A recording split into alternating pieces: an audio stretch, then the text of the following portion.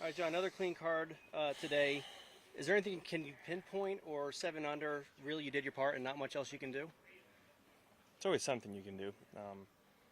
If we go if we go back on every shot of every day, I could point out a lot of mistakes.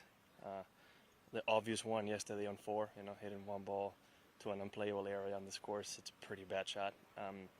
But if we focus on today, there's a couple moments that I could have hit a better shot. I think 1, 2, and 3, I give myself good chances to make putts. I just didn't make them. And then I think it's 5 and 6. 5 and 6. Even though I made birdie on 5, should have been a better chance for eagle. And on 6, I should hit the green from 80 yards. That's just I'm not expecting to hit it a tap in, but give myself a chance for birdie, not struggle for par. And I think that was the difference. From 7 on, I played good golf. Had a couple of good chances, 7 and 8, and 9 on. 9 on, I shot 6 on there. I think the biggest difference was those first 6 holes today. Should have been a little bit better. Overall dynamic on the course between you and Cam, pretty much like match play. I know Jones was kind of sneaking up there, but what was that dynamic between you two on the course? I was not paying attention to whatever was going on behind me. I knew I needed birdies, and I was just looking at what Cam was at. That's it. I knew somebody was going to come and shoot 10, 11, 12 under. Somebody was going to, because, there was absolutely no wind today. That's probably why those 7 unders feel like should have been a lot better, right? But, not that I thought it was a match play situation. I was just trying to do the best I could on each shot and trying to catch up with Cam. You're one of 3 people to break Ernie Els' scoring record for 72 holes. What's to that? Like this week, why were so many people able to do that? Well, this golf course only has one defense, and that's the wind. If there's years where people are shooting between 20 and 26 under with 20-mile-an-hour winds, what do you expect us to do when there's absolutely no wind? Maybe get into 10 miles an hour, gusting every so often, right? I think that's the difference. So I'm not surprised. When it comes to records, I think, what was it? Jordan shot 30, DJ shot 31, and Ernie shot 31, right? And all 3 of them won by a margin.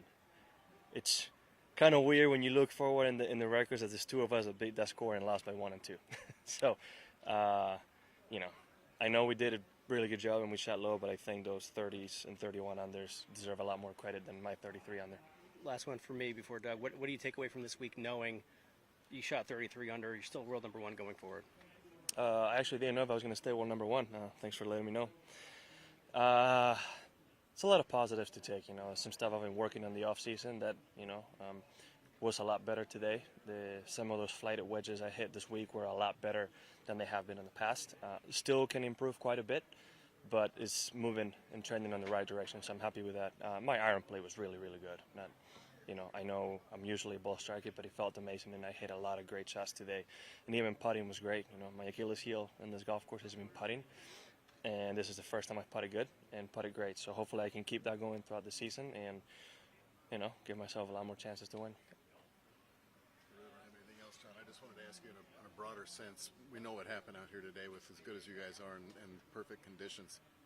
For people who go crazy looking at the number of scores under par, is this something they should be getting used to when you have weather like that? Just considering the fact there's so many good players. Well, this is the thing. I know who you're referring to, right? You have what's probably a lot of the purists of the game who are probably going on like, oh, you got to roll the ball back, shorter drivers, do this, do that. The simple fact is, since Tiger started playing golf, you're getting people that take this game a lot more seriously, right? Everybody think about it more like athletes. So the level of the game of all of us, it's a lot higher than it used to be. Not to take away anything from anybody. Tiger's an amazing player, and he was better than all of us have ever been. But overall, I think the average player is better. It's a better golf player. And when you come to a golf course where their only defense is wind, at least you expect 20 miles an hour here. And we usually shoot 20 to 26 on there and win the tournament. And not so soft either, I would think. Exactly. Well, and you get the same golf course, there's no wind. What do you expect? You have 50-yard fairways, soft greens. I mean, we're gonna shoot low. This is kind of how it goes. I'd be curious, when you were during your time off, when you were still working but not necessarily playing, what's a work day for you? 6 hours, 8 hours? Oh, it depends. Yeah, it depends. But what do you think it was 40 years ago for someone in your shoes? I have no idea. I have golf on my mind 24/7. I'm a sunrise to sunset type of guy, so I don't know. There's very well weeks where I average 10 hours. If you're not working, you're falling behind?